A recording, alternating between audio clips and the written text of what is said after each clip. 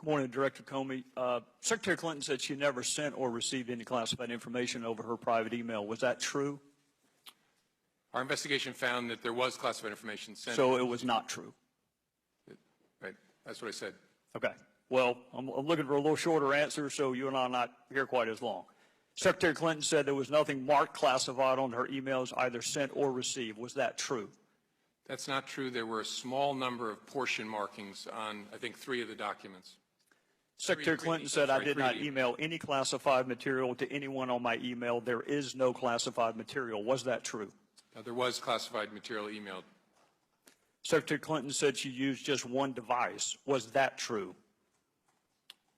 She used multiple devices during the 4 years of her term as Secretary of State. Secretary Clinton said all work-related emails were returned to the State Department. Was that true? No, we found work-related emails, thousands, that were not returned. Secretary Clinton said neither she nor anyone else deleted work-related emails from her personal account. Was that true? That's a harder one to answer. We found traces of work-related emails on devices or in Slack space, whether they were deleted or whether when a server was changed out, something happened to them. There's no doubt that there were work-related emails that were removed electronically from the email system.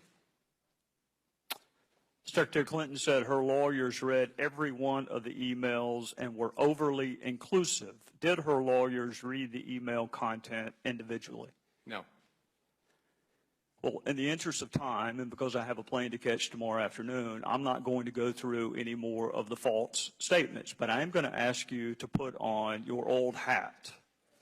False exculpatory statements, they are used for what?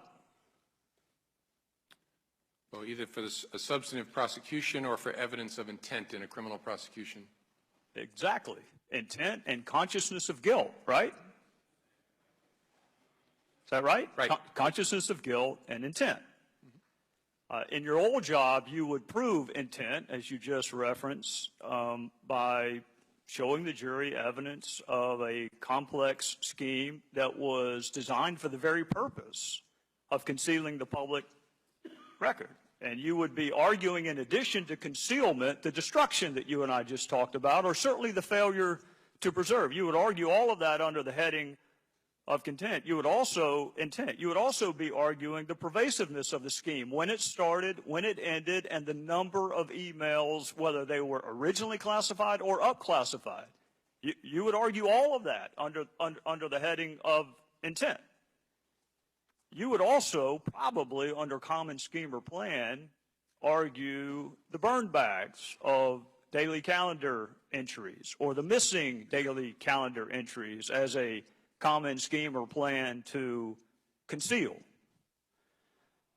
2 days ago, Director, you said a reasonable person in her position should have known a private email was no place to send and receive classified information.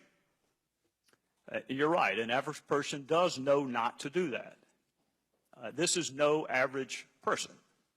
This is a former First Lady, a former United States Senator, and a former Secretary of State that the President now contends is the most competent, qualified person to be president since Jefferson. He didn't say that in 2008, but he says it now. She affirmatively rejected efforts to give her a state.gov account. She kept these private emails for almost 2 years and only turned them over to Congress because we found out she had a private email account.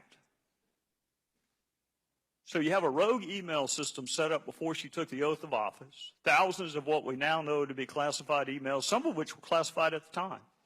One of her more frequent email comrades was, in fact, hacked, and you don't know whether or not she was. And this scheme took place over a long period of time and resulted in the destruction of public records. And yet you say there is insufficient evidence of intent. You say she was extremely careless, but not intentionally so. You and I both know intent is really difficult to prove. Very rarely do defendants announce, on this date, I intend to break this criminal code section. Just to put everyone on notice, I am going to break the law on this date. It never happens that way. You have to do it with circumstantial evidence. Or if you're Congress and you realize how difficult it is to prove specific intent, you will formulate a statute that allows for gross negligence. My time is out, but this is really important. You mentioned there's no precedent for criminal prosecution. My fear is there still isn't. There's nothing to keep a future Secretary of State or President from this exact same email scheme or their staff. And my real fear is this. It's what the chairman touched upon. This double-track justice system that is rightly or wrongly perceived in this country. That if you are a private in the Army and you email yourself classified information, you will be kicked out. But if you are Hillary Clinton and you seek a promotion to Commander-in-Chief, you will not be. So what I hope you can do today is help the average person, the reasonable person you made reference to, the reasonable person understand why she appears to be treated differently than the rest of us would be. With that, I would yield back.